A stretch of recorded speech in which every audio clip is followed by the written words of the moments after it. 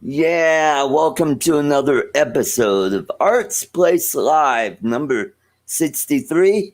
We've got a great show today. We're going to talk about these protesters who like to block the freeway. Hopefully, everybody can hear me. My levels are all good.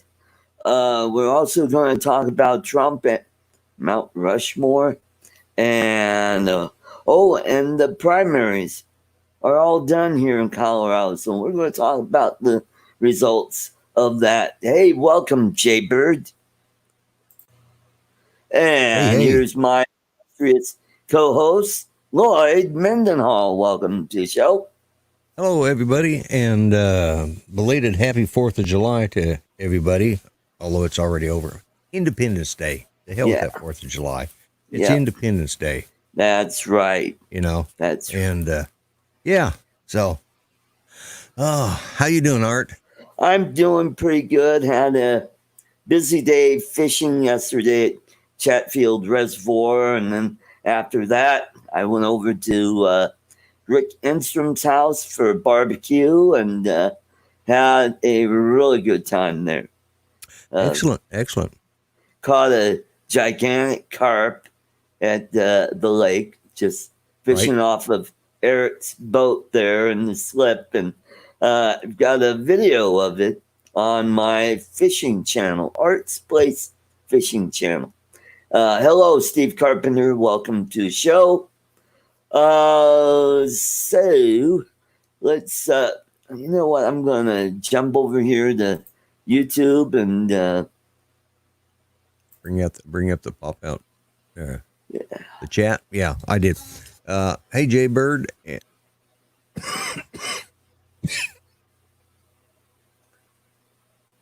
Oh, wow. That COVID's starting to get me. No, it's just, Judy wasn't feeling good. She woke up having real bad respiratory problems yesterday. Oh, no. And so I ended up going over to my son's next door. They were cooking out, and, they had hamburgers, hot dogs, that stuff. And he made some, I think it's chipotle sauce. Oh, my God, that stuff was good. Put it on my hamburger with some cheese, and I drove Judy's wheelchair over there because I was too fat and lazy to walk. So, and they had a tray, and I fixed this 2 plates with potato salad and all the fixings there, and brought it back to the house. And then, oh my God, my son's one of those that believes that, you got to have that, he watches too much YouTube, I think, but you got to have them big old thick hamburger patties. Oh, one of those is about a half a pound a piece, Yeah. I ate most of mine. I think I had about this much left, and I gave it to Ranger. But, oh my God, it was good. Yeah. It really was. But I prefer mine to be a little thinner. Thinner, yeah. So you don't have to unhinge your lower jaw. Exactly. Yeah, kind of like a snake, Yeah, exactly. Yeah. But hey, it was good. Hello, Mitch. Welcome to the show. Hey, good to see you, Mitch. I want to let everybody know I will not be doing a show on the 6th, which is tomorrow. Right. Because it's mine and Judy's 39th wedding anniversary. Hey, congratulations. Well, thank you. So I'm not going to be doing a show tomorrow. So spread the word, and I'll try and pop up a video to say something about that. There you go. For tomorrow. But, wonderful. The only other time I've ever taken off was when Judy was in the hospital and I accidentally tried to kill her. But we won't talk about that. But anyways, and Mel took over the show. Mel and Kelly Shores came in and took over for me. So, wonderful.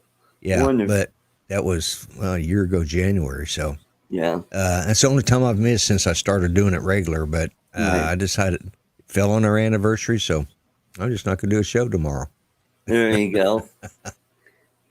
So my priorities. I'll finish what I was saying. I went to Rick Enstrom's house, had a really nice barbecue. They had hamburgers and chips, and they had some delicious fresh corn.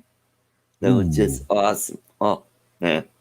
So, had a great time there. It was a busy, busy day for me yesterday. I had to go meet Eric and his girlfriend out at the lake, and just went out there and we stayed until, well, it looked like the thunderstorms were building up. So we decided, we better get the heck out of here. But the cool thing was, there was a formation of F-18s that flew over the lake. Really? Ooh. Yeah, that was that would awesome. be cool. Yes. Awesome. And I gotta say this. I've been back here in Colorado since '81. Right. This was the most fireworks I've ever seen going off. I mean, everybody lighting off bottle rockets and so forth. And it was just amazing. I've never seen that many. Well, after later on in the evening, because we had dinner about 5:30, I went over there and visited for a few minutes, took Judy's food, brought back that tray and everything. Right. Then about 8:30, quarter to 9, about 8:30, I wandered over there, and my daughter-in-law and her mom were sitting out in the front yard. James wasn't feeling good, so he stayed inside to keep the dogs quieted down, because they got two German Shepherds. One's a pup still. I think she's about 4 or 5 months old now, at the gangly stage. But anyways, they did. He brought them out for a few minutes. They did okay, and they all went back in because he's just not feeling good. But I was saying the same thing. Our neighborhood, I haven't seen it lit up like that in years, because the main thing is everybody was doing the home fireworks instead of going to the big displays, because nobody could. They were all canceled because of COVID. And to me, that was really more the patriotic way of seeing it. That's what we did when we were kids. Yep. Wow, Steve said we have formation P-51s. Wow. Oh, that is something. I've been to air shows where P-51s, P-17s, B-25s, P-38s flying around, and just the rumble of the engines of World War II era aircraft. It's amazing. Yeah, those old prop planes. Prop planes, reciprocal or the inline, depending which type of engine they had. They just had a rumble to them. A lot of them were Rolls-Royce engines. Especially the British aircraft. They used a lot of Rolls-Royce engines. Can't remember what was used in the P-51. I used to know that crap, but I don't remember they had the Rolls-Royce Merlin engine. Oh, did they? Okay. Yep. Yeah. That's what I thought. Yeah, it was a V12. V12. Was it a V12 or was it reciprocal? Or was it the circular one? Oh, that would be on like the Vought Corsair. Yeah. And Thunderbolt, the P-47s. Those were the reciprocating piston engines.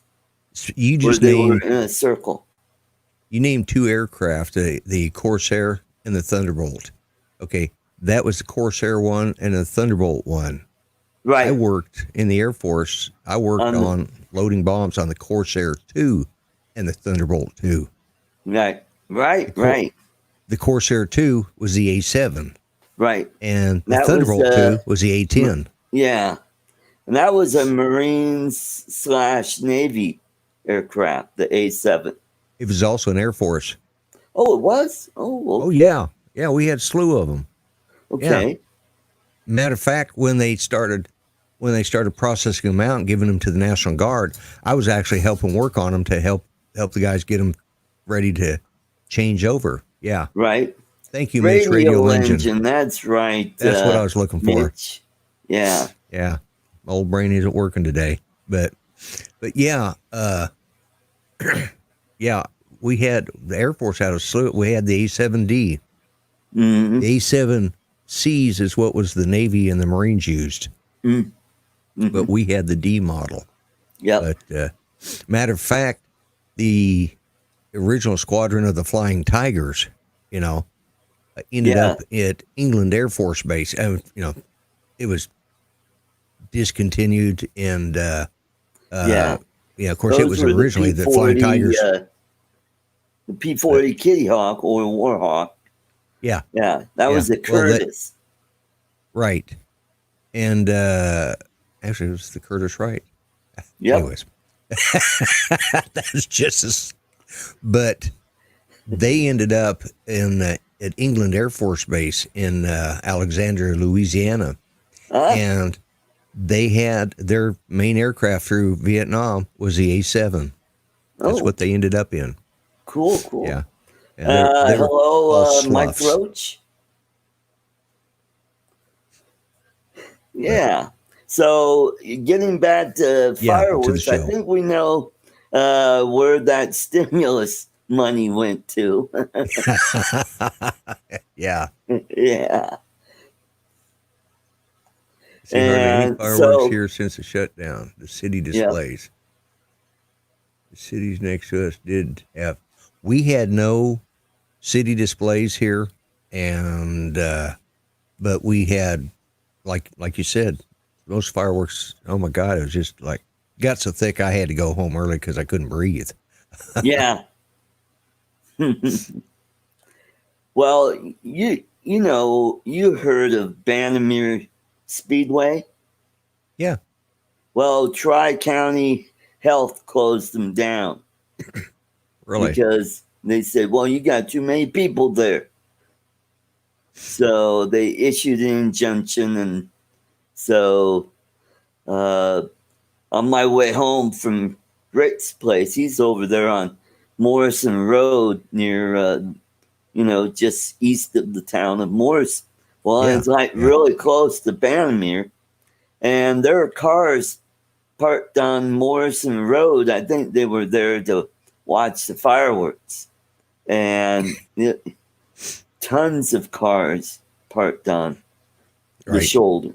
So Yeah. that was really interesting. Also, what was interesting yesterday, I don't know if you saw the video of some knuckleheads that tried to close down an interstate. I think it was either in Seattle or California, where a car just plowed through a group of people.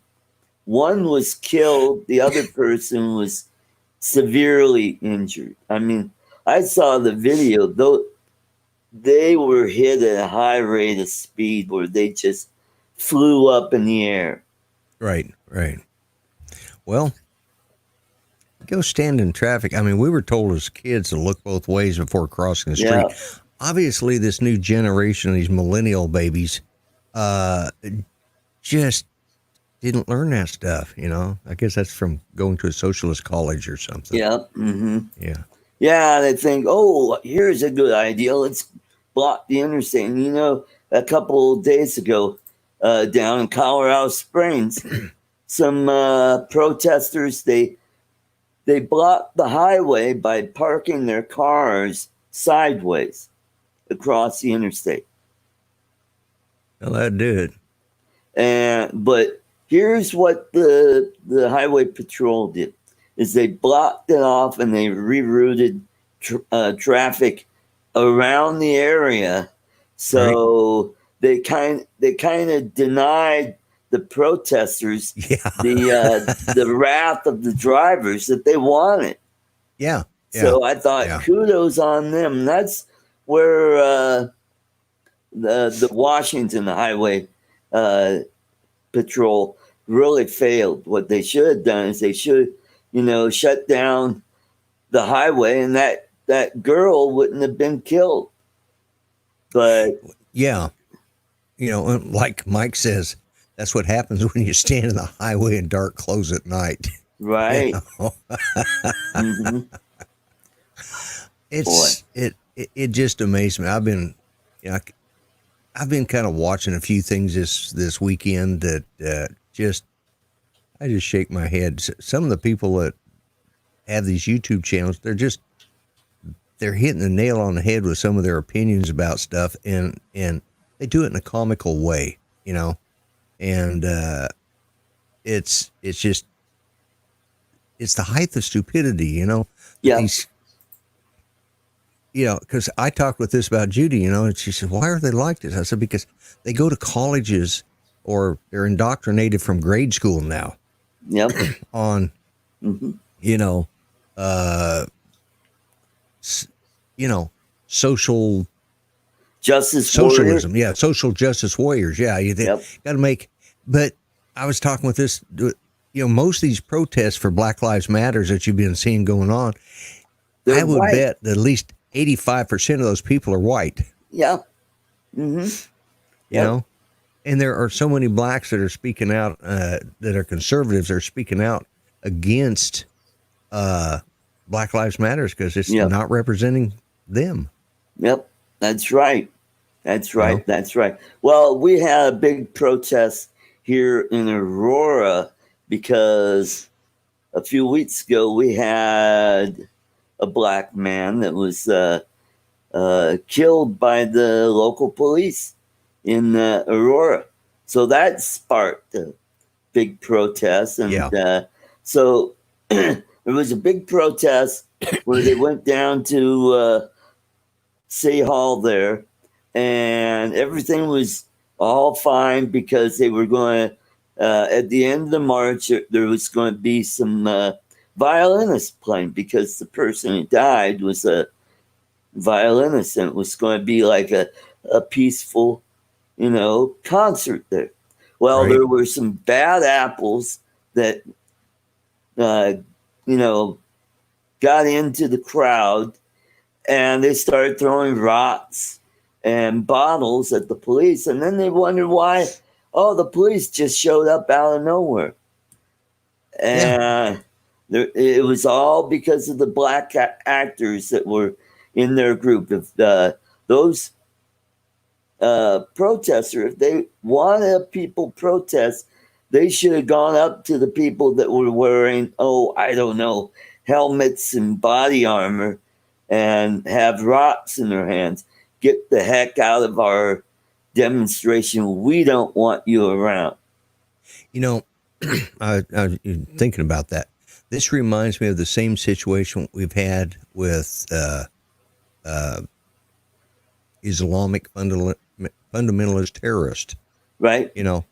We all hate them. People come out and say, that doesn't truly represent Islam. They've corrupted it. But the problem is the moderates, or let's say the moderate Muslims, the Muslims that want to live in peace and they don't stand up and say anything. And this is the same problem the blacks are having with these socialist BLM and Antifa groups that are coming in. Mm-hmm. They got to say, this doesn't represent us. This isn't who we are, and they would be taken a lot more seriously. And they also need to start raising their families so that, hey, you don't fight the police. It takes a little common sense. I guarantee if I fought the cops, the same thing could happen to me. If I grab a taser and try to shoot at them, I'd get shot too. But guess what? Yep.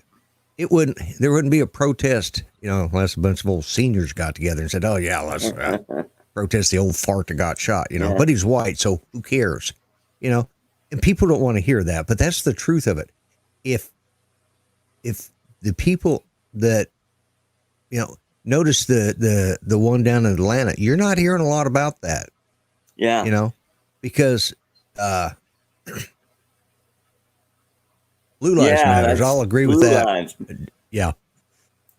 I'm a big supporter of that. Yep. Yeah. Well, that BLM. All lives, I support. Matt. Yeah. Yeah. I heard there's these two brothers that are on YouTube, and they're blacks. They said, oh, we're sorry. I guess we have to call them African Americans because they don't like to be called black. Now, these two guys are black, Right. They're twins. And they said, now the NFL is going to be playing a black national anthem at for the first games of the first week of all, before they play the regular national anthem. Right. And they said, well, if it's such a good idea, why don't they play it the whole season? I said, here's the point. This was a song. It says it's a beautiful song, but it was a song that was written for Abraham Lincoln's birthday to commemorate him. And then they look at the camera and say, who, by the way, was the fellow that freed the slaves, the statue you want to tear down? And also, he was a Republican. Yep. And they said, if they go to a game and they start playing that, even though they think it's a fantastic and beautiful song, he says, I'll take a knee. He says, I will not stand for that black national anthem because Yep. We have a national anthem. That means everybody, we don't have to, that's a segregated national anthem when it's call it black. And that's not, are they wanting to go back to segregation? It seems that's what, black lives matters, white don't, and they said, one of the brothers says, not only will I take a knee, but I'll hold up a sign that says all lives matter. Yep. What's funny about these two guys, I've been watching them for about 3 years now. At one point, it may have been longer than that. I think I was watching for quite a while, it seems like. But at one point, the blacks were coming in there and, the trolls were saying, well, you're not really black, you're half black because they're light skinned. So they did, and on camera, they did the DNA test, put it in there, sealed it up, shut it, dropped it in the envelope, sealed the envelope, and then they showed them dropping it in the mailbox. Then when they got it back, they opened it up. Turned out they didn't have an ounce of white in them. But, that doesn't matter because it's not part of the Black Lives Matter narrative, the socialist narrative. Mm-hmm. That's right. And so I'd like to know who gave these people the bright idea to start blocking traffic. I mean, all this stuff started right after Trump was elected in 2016. And it happened right after the election, and it went on after inauguration, and then it kind of died down in the summer of 2017. There wasn't much protesting after that. Yeah, and I think a lot of it had to do with they thought they were going to get him out of office with an impeachment. They calmed it down to make him seem more legitimate so that this impeachment thing, well, first they were going to get him on collusion. That didn't work out. They waited for the Mueller report. Well, that was a dud. And then finally, Adam Shifty decided to, obstruction of Congress. Yeah, obstruction of Congress. But here's the ironic thing. Isn't he part of the Intelligence Committee? Yeah. It's kind of an oxymoron, isn't it? Yeah. Right on. Adam Schiff, he lacks all intelligence. I don't know why they would put him in charge, but, so do most of those Democrats. But, I mean, I'm not saying all Democrats are bad, but, No, that's true. There are some that are pretty decent people. Yeah. And I think they're kind of appalled where the direction of their party has gone,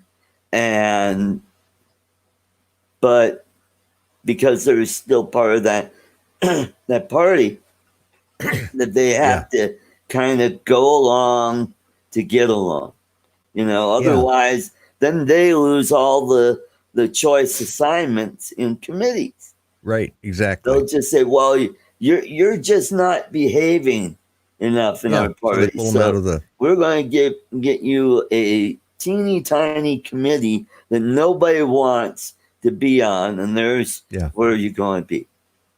Yeah, and this whole thing about, and this is what these two guys brought up about, the racism, this systemic racism.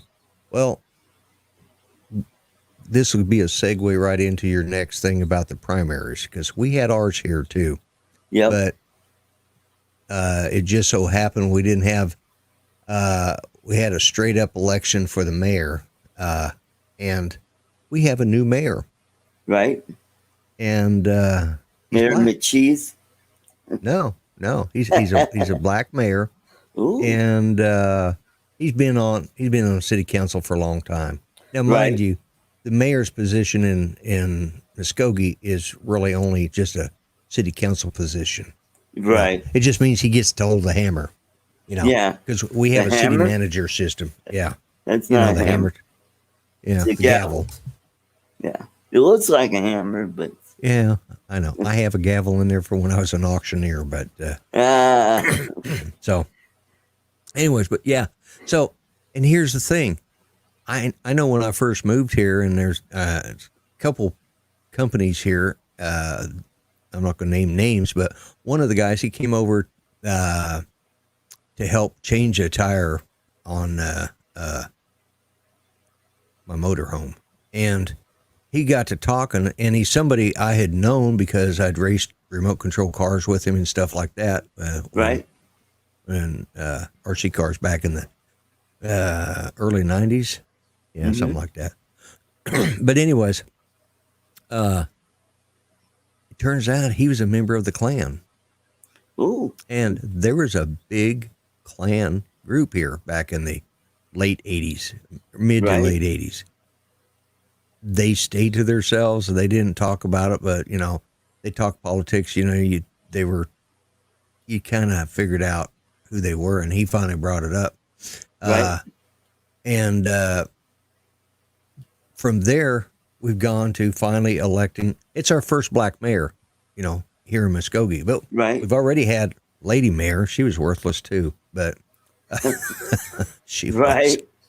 But so if we are racist people, and we voted red in 2016, straight across, there wasn't a county that didn't vote red, even down in the southern, what they call Little Dixie, which is predominantly Democrat. Even they voted red for the president. So Right. we're the only state that did it, but yet those of us that vote red are considered racist. But yet here in Muskogee, we voted for a black president. Not black now, president, God forbid. let me Mayor. understand this. Who was the president before Trump?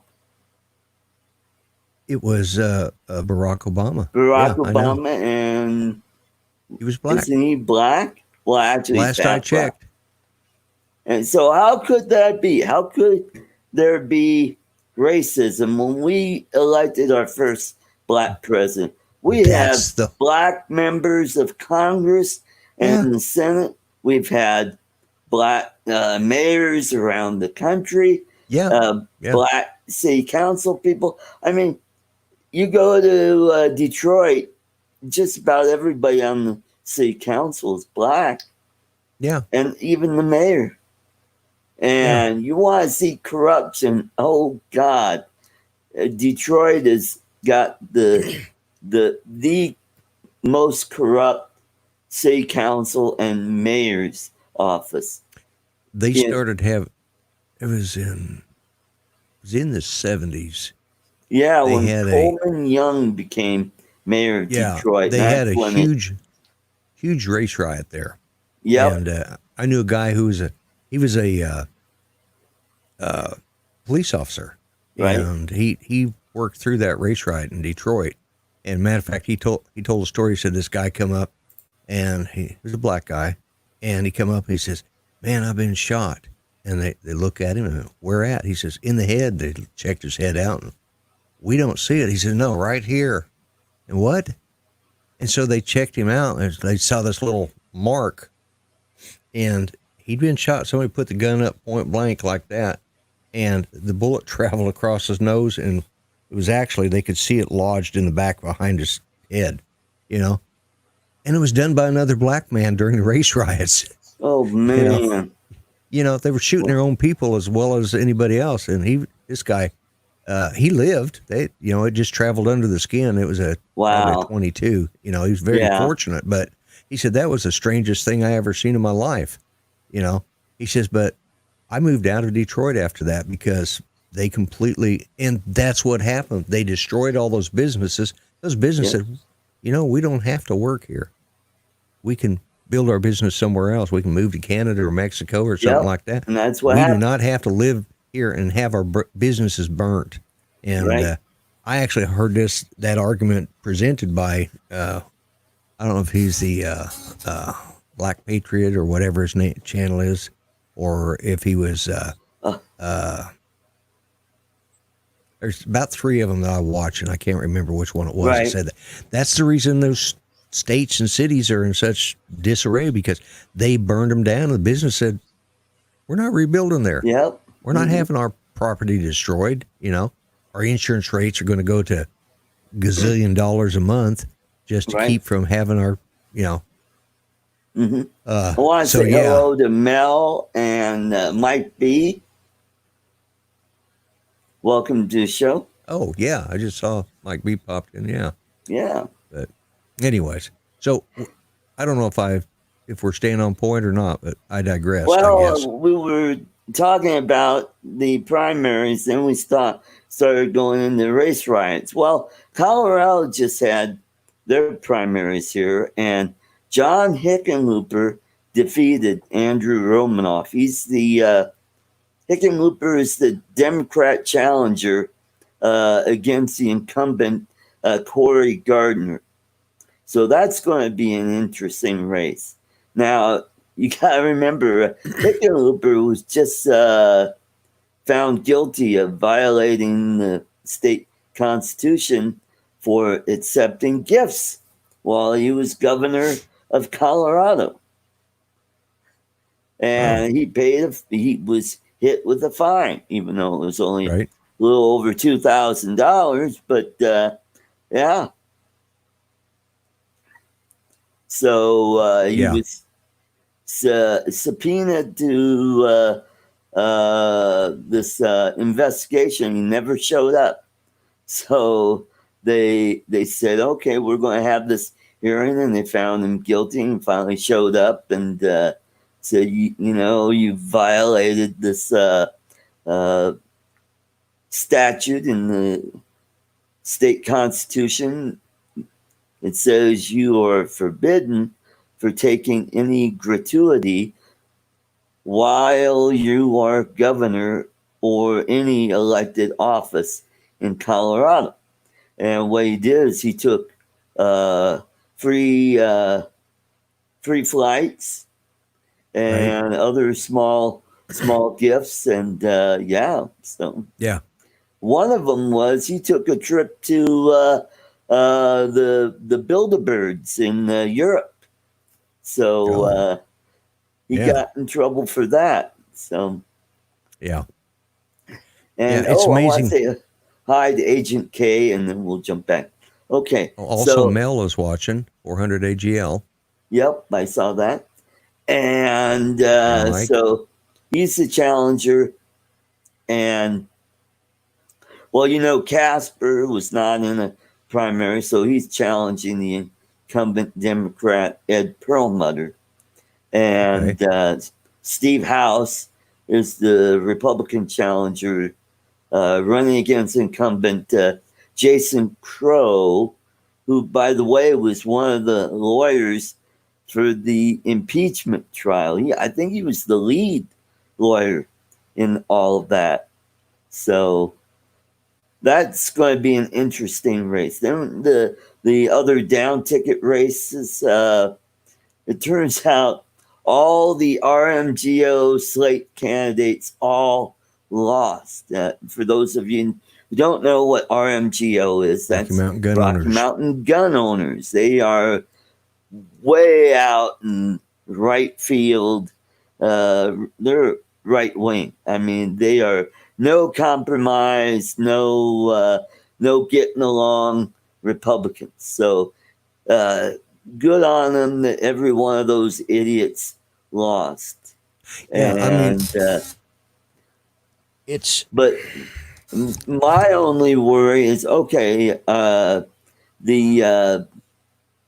adults in the party, their candidates won. I'm worried that because the RMGO candidates lost, that those people that supported them are either going to stay home or vote libertarian. Yeah. And that's my only concern about that. And, I've talked about this before, how our party destroys itself. We just had for our state Senate office Right? from this district. We had two guys. One was Fout and the other one was Sneed.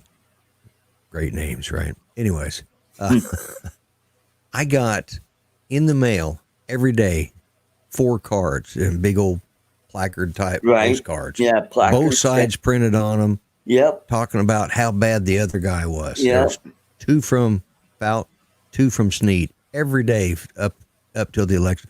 I will say Sneed won because what was funny is the next day I was driving through. I hadn't heard the results yet, but I was driving up the street and all of a sudden the only signs around were Sneed signs. All the Fout signs were gone. And that's when I discovered we had a new black mayor. Our sheriff is in the runoff election, and Sneed got elected. So that was the only elections. I finally found because they didn't really talk about it. Because the only reason we even made the news at all was because we finally voted in a black mayor. But yeah, these were Republicans, and they just tore each other up. Well, now they're going to have to go up against Democrats. Well, they may not have to. This may have been a straight up one for them. They were lucky. But if they had to go up against a Democrat, those guys provide enough fodder against each other. Yeah. But the Democrats don't even hear. This is from their own. This is what their That's right. Republican partners said about them. Yeah. Yep. Yeah, that's quit what doing that. I call a circular firing squad. Yeah.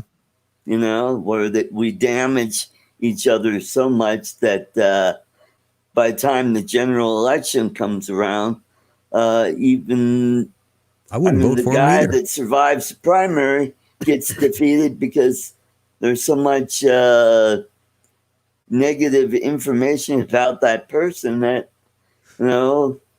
all that people remember is, oh yeah, so-and-so, he kicked the dog, and that's why we can't vote for him. Yeah, and like Mitch says, all primaries are like that. It's especially bad in the at least in my area, in the Republican primaries. And here's the thing: we didn't have Republican primaries the first 10 years I lived here. Right. There's nobody running. This was the seat of the Democrats right here, the second district. Was it Sinar, Congressman Sinar, and his family's old money, And that's the other thing. A lot of the Democrats, we had the Blue Dog Democrats, which a lot of them that I know of. One guy you guys hear me talk about, Charlie, he's switching to Republican because he can't stand what the Democratic Party. He's been a Democrat. Right. His grandfather was a Democrat, and he's like in his 80s.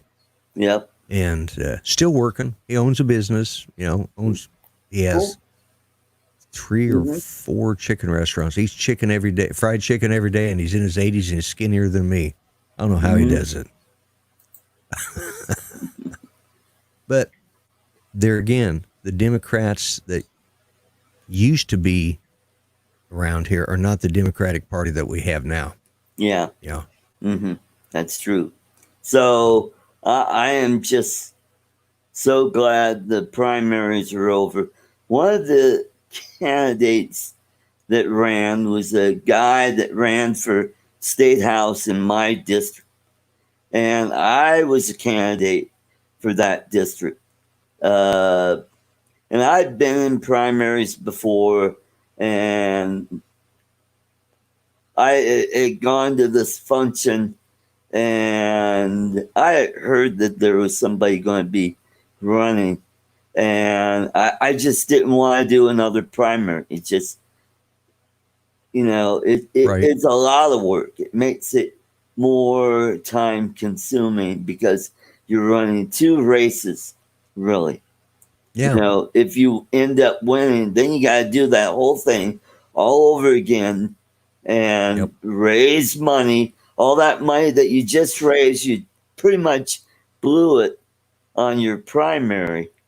And if you survive, then all that money you don't have for your general election. Then you got to go out there and beg for money again, and try to get all the important like PACs, like Steve says, right? That to donate to your campaign, and that's a lot of work. And then you got to walk precincts all over again. Yeah, and so yeah. I dropped out. But here's the thing. I found out like a month or two before the election. This guy had a conviction for drugs. He was growing and distributing psilocybin mushrooms when he was in college in Michigan. He was doing all of this at his parents' house. Right. His parents, they decided, oh, I think we're going to sell this house. So the mom went over there, saw all this drug paraphernalia, and thought, oh my God, we've got a meth lab here. Right. So she turned in her son. But he ended up pleading guilty to a misdemeanor. Well, this is in 2005. So moves out here to Colorado. He's got this business where he does laser light shows, for concerts and stuff like that. Right. If I had known that earlier, I probably would have stayed in the primary and knocked him out, and maybe I would have done a better job than he did going into the general election. But he never once said, yeah, I screwed up, and I hope you could forgive me for my mistake. He never once did that. If he had done that, I think that would change that.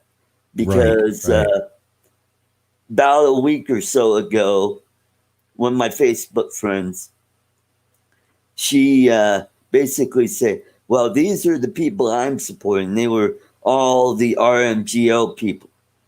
And I saw, and Grady Newis, which is the guy I was just talking about, his name was on there. And I said, oh, by the way, he's a convicted drug dealer.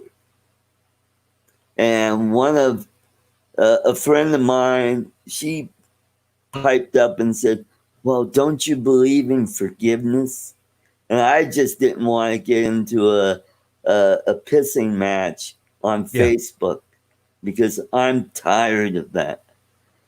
It's one thing. If you ask for forgiveness, that's one thing. But if you deny it ever happening when there's evidence out there and the media is, putting it out there, why not just say, hey, I screwed up. I was a stupid college kid, and I hope you could forgive me for my, stupidity of my youth. That would have been something totally different, and I would have. Yeah, like, what's his name? Tim. And his characters was Tim Taylor, but that's. Tim Allen. Tim Allen. Yeah, the comedian. Yeah, he actually did time. Yes, and when he came out, he says, I did some stupid stuff when I was a kid. He says, but that's not who I am now. I did my time. Yeah. I deserved that, and that's the way it should have been. And he came out and just came out and told a story about how it happened because his show was just really starting to hit the numbers, and they dropped that. The competitors found it and dropped it, and he just came out and said, hey, yeah, I did. I screwed up, but I've changed. I no longer am in that lifestyle. It was a college thing. I was stupid. I was, and he went on to do better and better. And he had this last show, Last Man Standing. Last Man Standing, and is it still on? I know they took. I don't know. I He think it went. is still on. He went to But one of the other networks, and it was yeah, still he doing went from good. ABC to now he's at Fox. And Fox, then yeah, okay, they changed his days. It used to be on Fridays, now it's on Thursday, which is who is on Thursdays. no, I don't watch regular TV. Who's on Ken Thursday? Herron. Oh, yeah, that's why I never know what's on Thursdays. Yeah. Yeah, yeah, that would be a good answer. You're right. I watch Ken Herron, Mm-hmm. but Yeah. well, and Fridays they had to move him from Fridays so they could give that slot to what is it, SmackDown Wrestling, WWE SmackDown. Oh, WWE. Yeah, Yeah. because they used to be, I don't know, one of the other Fox subsidiaries, and or Fox bought out that, Yeah. Fox and all these, Fox and Disney are doing this, grabbing all Yeah. these different companies up, and they ended up purchasing that, and so they bought the contract and put, I think it was SmackDown, which used to be on Monday night, put it on Friday night now. Okay. Mm-hmm. But I Right. don't watch it either.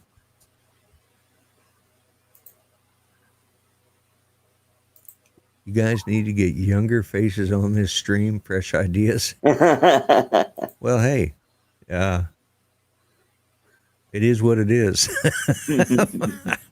I don't know any younger people. Everybody I know is around my age, Well, Tim Allen is about your age or a little bit older than you. Yeah, I think he and I are right at about the same age. Yeah. And he's a conservative. Right? And, Yeah, I Dennis know. Prager and Adam Carolla did that video called No Safe Places. It's all about First Amendment. And, well, Tim Allen is one of the guests in that video. I got to rent that. I got to go and watch that. Yeah. Speaking of watching, and I know that we're way off topic right now, but I started watching a series. I was bored with everything, and Saturdays I don't do YouTube. Yeah. It's the one day that I'm really not focused on YouTube.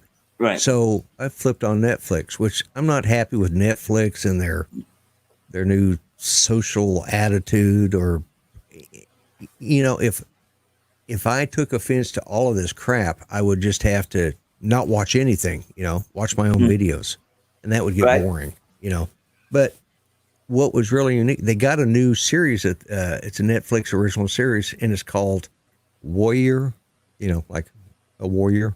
My accent's bad today. Nun, N-U-N, Oh. fighting nun. But what's really unique about this is that each episode is named after a particular scripture. They put up, Psalms, whatever, or Ecclesiastes or Corinthians, and they give you a Bible verse.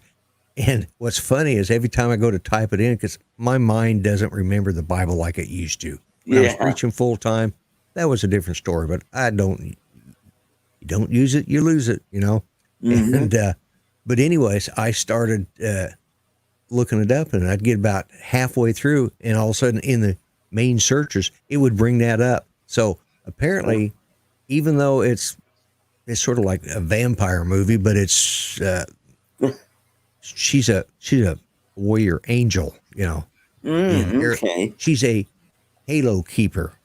Oh, okay. And anyways, but it's a really good show. And what is amazing me is they're, especially for Netflix, they're putting these they're naming this after each episode is named after a particular scripture.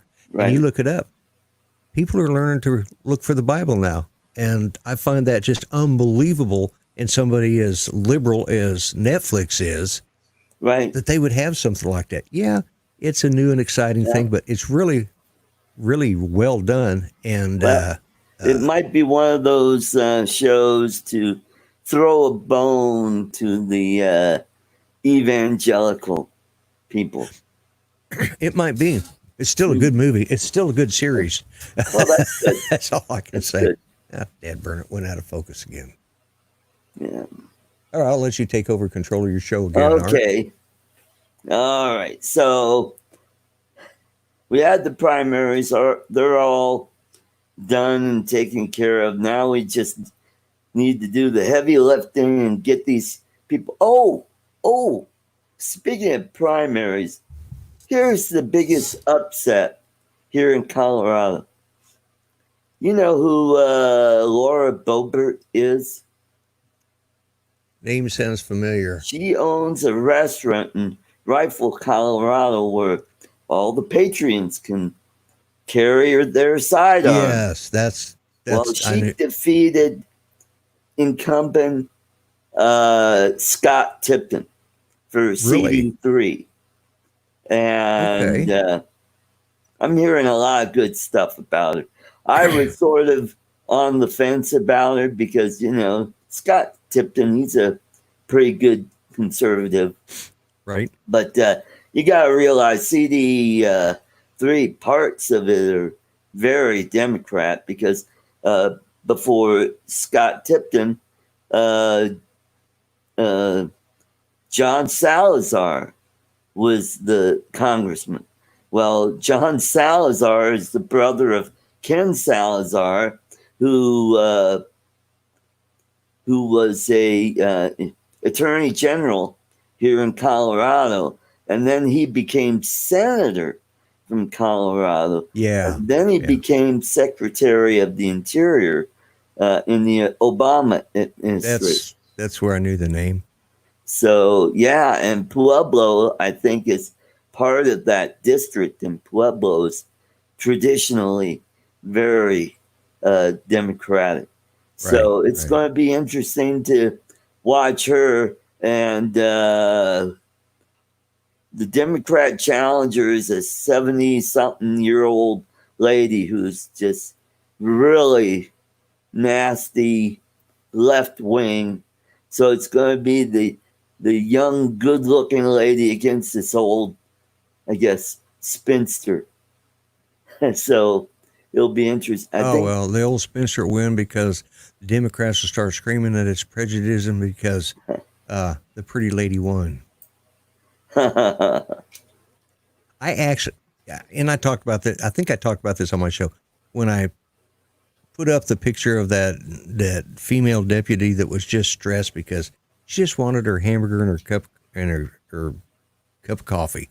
And I put that up, and this gal that I grew up with there over on Zane Street, her final argument was, well, she's blonde and she's pretty and she's never had to fight for anything in her life. Like, really? That's the best you can friggin' come up with?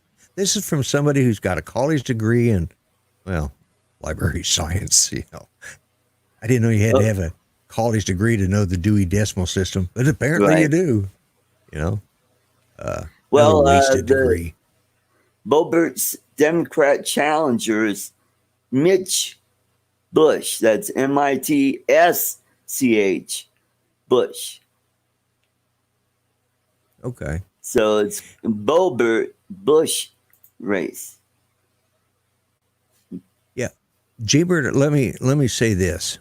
He keeps putting this up about old people. Well, the problem is unfortunately the colleges that indoctrinate most of the young people now are socialist. They're teaching socialism, the Democratic Party. And a lot of those people are old. Yeah, and a lot of those are the older people, but they're teaching. Well, they're still younger, probably younger than us, or our age or younger. But the point is they're teaching socialism, and the young people just take this because it's not been taught in school. There needs to be more young people in GOP. I grant that, but unfortunately, we're not doing our part in pushing when we have control of stuff of trying to get rid of some of this socialism that's being taught in colleges so that the young people coming out, we need to have a program to help you're the upcoming generation, but you know, conservatives in this new generation coming up is at an all-time low.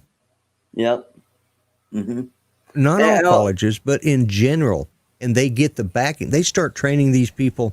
The Democrats have programs where they start training these people, because Arch made me so aware of it, to run for, it's not a stereotype. It's a reality.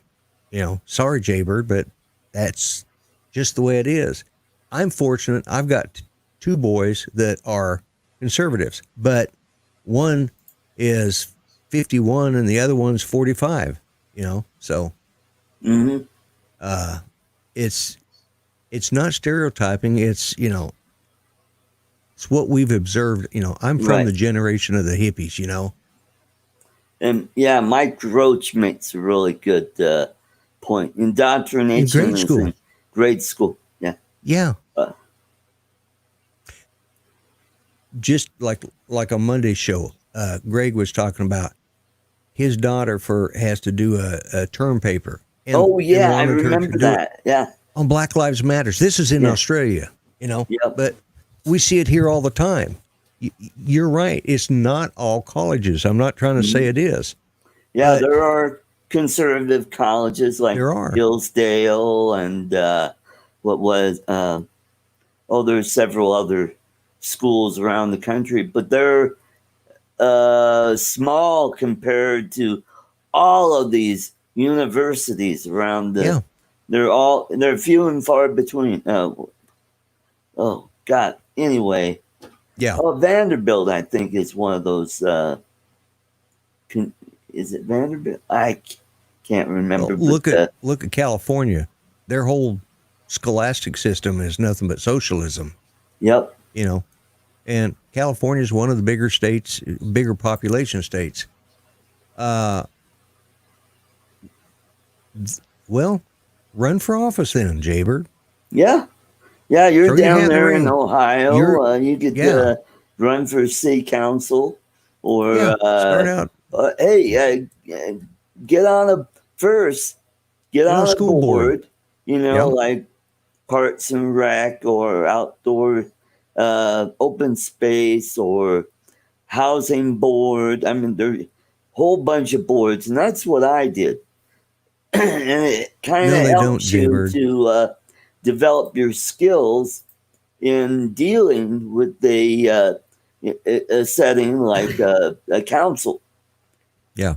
So you get on that, and then you gain that experience. Then you run for office, either on city council or county commissioner.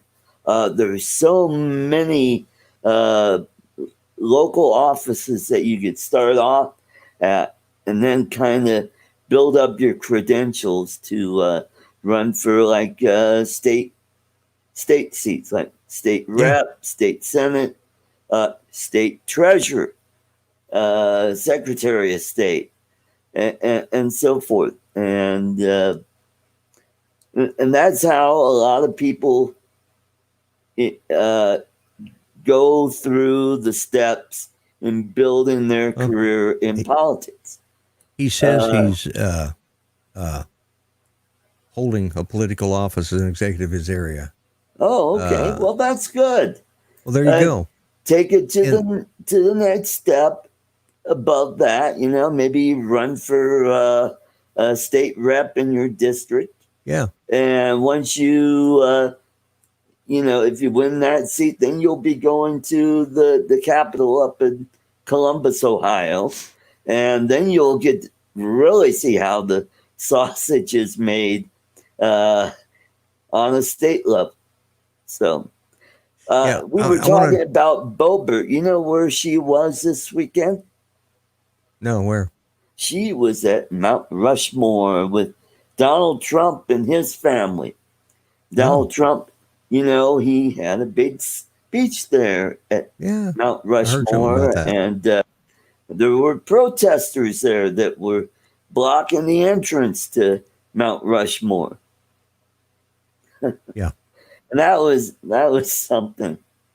Yeah, I actually heard from Ron Lockwood. He said he was tempted to go there because it wasn't that far from where he's at. Yeah, that's right. He said the problem was I have a nice truck and I have a nice motorcycle. and they probably would have done something that would have forced me to either use a baseball bat or just shoot them. So I decided not to put up with the grief. Yep. So I didn't, from what I've been hearing, I heard his speech was just phenomenal. Yeah. Well, you're right. We need to bring change to Washington, but look how old Nancy Pelosi is. She's a Democrat. It's not us. We're trying. Yeah. You know, and it's the Democrats. The Democrats in the district, you gotta, it's tough. You gotta work on where you are. If you could turn Ohio well, he said he ran red, uncontested, so apparently he's probably in a conservative district. Yeah. Move to a liberal district and then work at it. That's what I say. Move so that you can get into those places where you can fight. We need people to fight the old school. I forgot who it was. Was it just said a little bit earlier that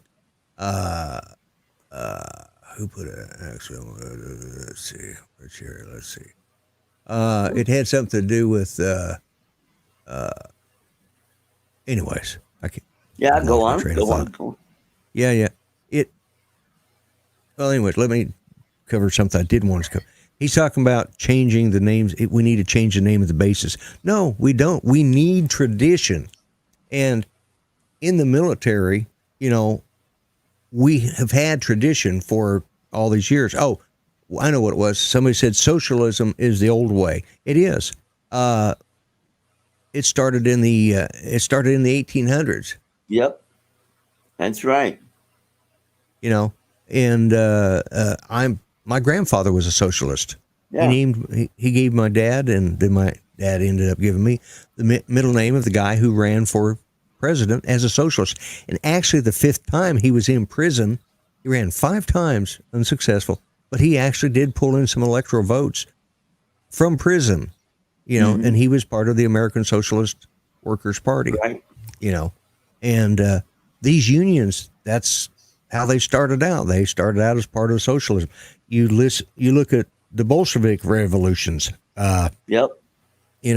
Anywhere you see these unions involved, you're going to see it. So yeah, socialism is old school. There were a lot of people, and the Democrats are what they're the most left leaning. But they're also the ones who started out to be that way. Back when Kennedy was president, he was anti-communist and he was pro-business. He cut taxes back when he was president. The top marginal tax rate was 90+% when he was president, and he brought that down to 71%. And that caused a big economic boom during the 60s. And I think he was one of the last Democrats to actually see that, okay, if you cut marginal tax rates, it will create more wealth, more people are working, more people are paying taxes. His inauguration speech, don't ask not what the country do for you, but what you can do for the country. And that's the problem. All these young people nowadays, not all of them, I've got some grandkids that run the system, and others that are totally against that, but it's the government is there to help you. Yeah. Hey, I need to run and do something for Judy. She's still not feeling well. So, all right. Well, hey, we're just about over here anyway. So we've done just a little bit over an hour. Lloyd, thank you again for coming to the show. Hopefully we'll get this VMIT stuff. We will get it worked out. I promise we'll work on it. Like I said, guys, I will not be doing a show tomorrow. Okay. Because it's our anniversary. So I don't know if Mel's doing his show tonight or not, but if he is, I'll see you guys there. Okay. Otherwise, I'll see you next week. Okay. Take All right. care and happy anniversary tomorrow. Thank Hope you. you guys 39 have years. a wonderful anniversary. Take yeah, care. we're shooting for Everybody, 40, so. Okay. Everybody, thank you for coming to the show. It's always great having you. We'll see you all next week. God bless and take care, everybody. See you. Bye-bye. Bye.